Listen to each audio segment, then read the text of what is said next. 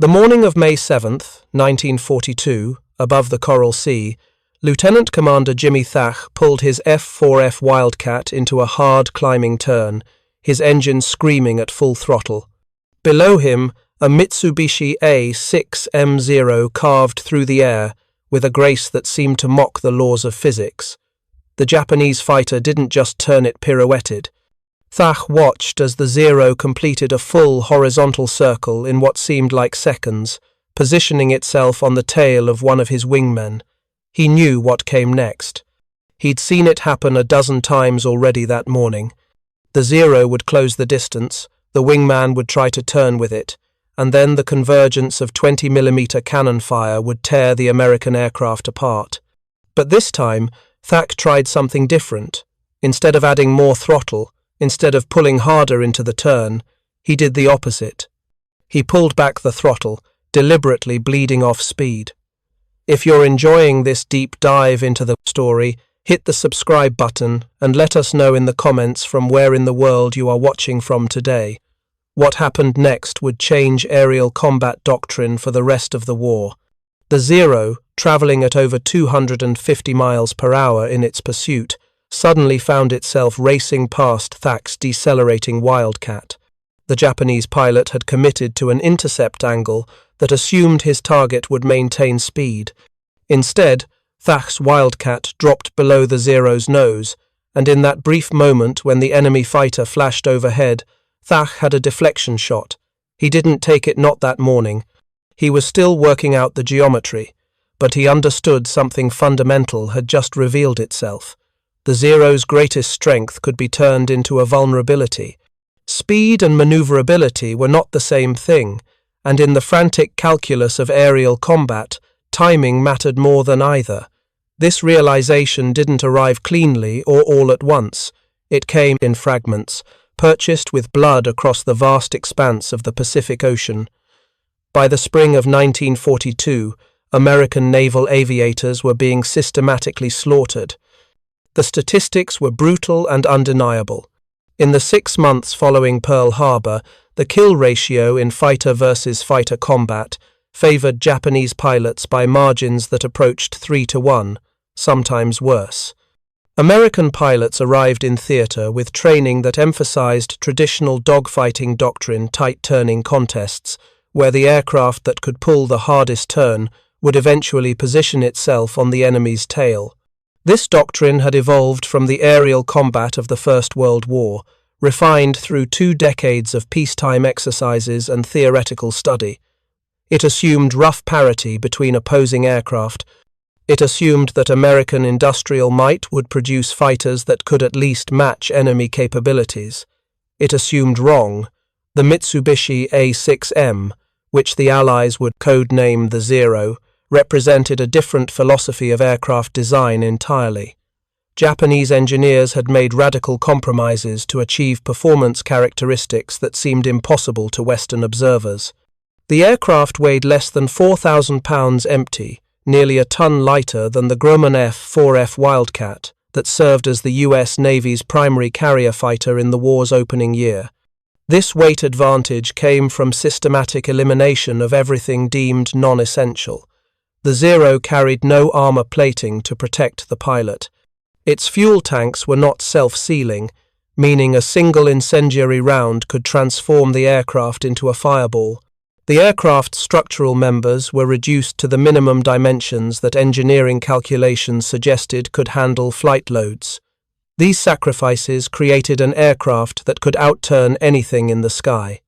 At combat speeds, the Zero could complete a full horizontal turn in roughly 16 seconds. The Wildcat needed 22 seconds for the same maneuver. In a turning fight, this difference was absolutely decisive. American pilots discovered this the hard way in encounters that lasted seconds and ended in death. The pattern repeated itself with grim consistency. An American fighter would spot a Zero, or more often, a formation of Zeros. Following standard doctrine, the American pilot would attempt to engage in a turning fight, believing that superior skill and aggression could overcome any aircraft performance disadvantage. The Zero would simply outturn the American fighter, sliding onto its tail with mechanical inevitability. The Japanese pilot would then close to point-blank range, sometimes within 50 yards, and open fire with two 20mm cannons and two 7.7mm machine guns. The cannons, mounted in the Zero's wings, fired explosive shells that could shred an aircraft's control surfaces or detonate its fuel tanks. Wildcats and P-40 Warhawks fell from the sky in pieces, their pilots often dead before they understood what had killed them. The psychological impact of this technological mismatch was profound. American pilots were trained to believe in their own superiority. They represented a nation with the world's largest industrial economy, with engineering schools that were the envy of the world, with an aviation industry that had pioneered many of the technologies that made modern air combat possible. The idea that Japanese engineers could produce an aircraft that dramatically outperformed American designs contradicted fundamental assumptions about racial and national capability. Early intelligence reports reflected this prejudice. Analysts convinced themselves that the Zero must be a German design, that Japanese engineers lacked the sophistication to create such an aircraft. Some reports claimed the Zero was actually manufactured by Heinkel or Messerschmitt and shipped to Japan. Others suggested that captured examples were flukes, that the actual production aircraft must be far inferior. These comforting delusions persisted until the kill ratios became impossible to ignore. By April of 1942, the survival rate for new American fighter pilots in the Pacific was measured in weeks. Some barely lasted days. Pilots who made it through 5 combat missions considered themselves veterans. Those who survived 10 were regarded as extraordinarily skilled or impossibly lucky. The mathematics of attrition were straightforward and terrifying. If Japanese fighters held even a modest advantage in aircraft performance and pilot training, and they held much more than a modest advantage in both, then American squadrons would be ground down through simple repetition. Each engagement would cost the Americans more aircraft than the Japanese. Eventually, there would be no American aircraft left. This crisis extended beyond individual combat encounters. The entire American strategy in the Pacific depended on projecting naval air power across vast oceanic distances. Aircraft carriers served as mobile air bases, allowing American fighters and bombers to strike Japanese positions across thousands of miles of ocean. But carrier aviation was a fragile instrument. Each carrier could launch only a limited number of aircraft. Each aircraft represented months of manufacturing time, thousands of hours of skilled labor, and one expensively trained pilot. If Japanese fighters could destroy American aircraft at a 3-to-1 ratio, then the arithmetic of attrition would eventually ground the American carrier fleet as completely as if the carriers themselves had been sunk. The men flying these missions understood the mathematics in visceral terms. They climbed into cockpits knowing that if they encountered Zeros, their survival would depend more on luck than skill. They watched friends die. They attended memorial services, where no bodies were recovered because the bodies had fallen into the Pacific Ocean and were never found. They wrote letters home that tried to sound optimistic while carefully avoiding any mention of the slaughter they were witnessing. And they searched desperately for some tactical adjustment, some technique or approach that might shift the odds back towards survivability. The first hints of a solution came not from official doctrine or high-level tactical analysis, but from the improvisational efforts of pilots who refused to accept that they were flying inferior aircraft into unwinnable fights. These men began to notice patterns. Zeros dominated in turning fights, yes, but they had weaknesses. The aircraft's light weight, which made it so maneuverable, also meant it had relatively low wing loading, the ratio of aircraft weight to wing area. This gave the Zero exceptional performance at lower speeds, but created problems at high speed. Above 300 miles per hour, the Zero's controls became increasingly difficult to move. The aircraft's lightweight structure flexed under high-speed aerodynamic loads, and its ailerons, the control surfaces that governed roll rate, required enormous physical force to deflect. An American pilot who could somehow force a fight into the high-speed regime would find that the Zero's maneuverability advantage diminished dramatically. This observation led to the first tactical innovation, the boom and zoom. Instead of engaging in turning fights, American pilots would attempt to maintain an altitude advantage over Japanese formations. They would dive on the Zeros from above, building up tremendous speed, 400 miles per hour or more. At these speeds, the Wildcat's heavier structure and more powerful control systems gave it a maneuvering advantage. The American pilot would dive through the Japanese formation, fire a burst, and then use his speed to climb back to altitude before the Zeros could effectively respond. If a Zero attempted to follow the Wildcat into a high-speed climb, the American aircraft's superior power-to-weight ratio at high speed would allow it to outclimb the pursuer. The technique was effective but difficult. It required iron discipline. Pilots had to resist the instinctive urge to stay in the fight, to turn and engage.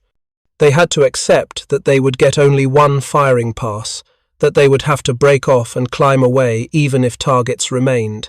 Most importantly, they needed an altitude advantage to begin with, and maintaining that advantage required constant vigilance and situational awareness. But altitude advantage was not always available. Japanese fighters often patrolled at high altitude themselves, and in many combat situations, American pilots found themselves bounced from above or engaged at roughly equal altitude. In these scenarios, boom and zoom tactics offered no advantage. The pilots needed something else, some technique that could work even when the Zero held the initiative. This is where the throttle-back discovery became crucial, though it emerged slowly and almost accidentally from the chaos of combat. The principle was counterintuitive enough that it took months for pilots to recognize what was happening. Traditional dogfighting doctrine emphasized speed and energy. A pilot who lost speed in a turning fight was a dead pilot that was the received wisdom. Speed gave you options. Speed allowed you to disengage if the fight turned against you. Speed translated into climb rate, turn radius, and acceleration. Deliberately bleeding off speed seemed like suicide, but a handful of pilots noticed that in the specific geometry of a high-speed pursuit, reducing throttle could create a brief window of opportunity. The scenario played out like this. A Zero would position itself on an American fighter's tail, both aircraft traveling at high speed in a straight line or shallow turn. The Zero pilot, confident in his aircraft's superior maneuverability, would close the distance to firing range, typically between 100 and 200 yards. At this range, the convergence of the Zero's cannons and machine guns created a lethal cone of fire. The American pilot, seeing tracer rounds streak past his cockpit, would instinctively add full throttle and attempt to turn away. This was exactly what the Zero pilot expected. The Zero would simply turn inside the American aircraft, maintain the pursuit angle, and continue firing until the American fighter fell apart or caught fire. But if the American pilot instead reduced throttle chopping power from full military power down to perhaps 70%, the aircraft would rapidly decelerate. The Wildcat, with its heavier weight and larger frontal area, bled speed quickly when power was reduced. The Zero, traveling at its pursuit speed of 250 to 300 miles per hour, would suddenly find its closure rate increasing dramatically. The Japanese pilot, whose firing solution was predicated on a target maintaining constant speed, would see the American aircraft seem to balloon in his gun sight. His angle off tail, the angle between his flight path and the target's flight path, would increase. Within seconds, the Zero would be racing past the American fighter, overshooting to the side or above. In that moment of overshoot, the geometry reversed. The Zero pilot, traveling faster than his target, could not instantly convert that speed into a turn tight enough to reacquire the American aircraft. The Zero's controls stiffened at high speed, remember. The aircraft's roll rate decreased. For perhaps 3 to 5 seconds, the American pilot had a window. He could roll toward the overshooting Zero and fire a deflection shot. Or, More conservatively, he could simply disengage while the Zero pilot struggled to bleed off excess speed and reposition. The technique didn't guarantee survival. Aerial combat never did, but it transformed a situation of near-certain death into one where survival became possible. Lieutenant Commander John Thatch was not the first pilot to discover this principle, but he was the first to systematize it and incorporate it into a formal tactical doctrine. Thatch had been thinking about the Zero problem since the first combat reports filtered back from the Philippines and Wake Island in December of 1941.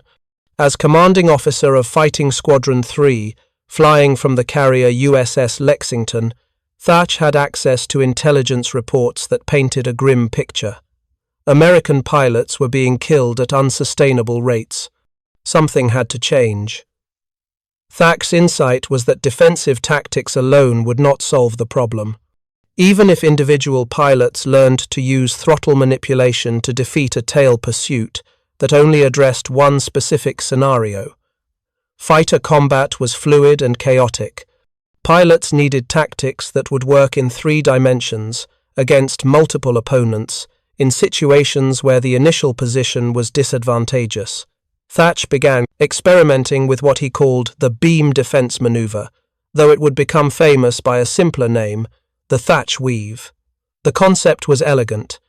2 American fighters would fly as a tactical pair, separated by about 200 feet laterally. If one fighter was attacked by a Zero, he would immediately turn toward his wingman. The wingman would simultaneously turn toward the lead aircraft.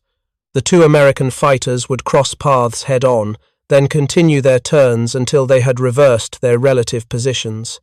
If the Zero pilot followed the first American fighter into his turn, the geometry of the weave would bring the second American fighter into a head-on or near head-on position with the Zero.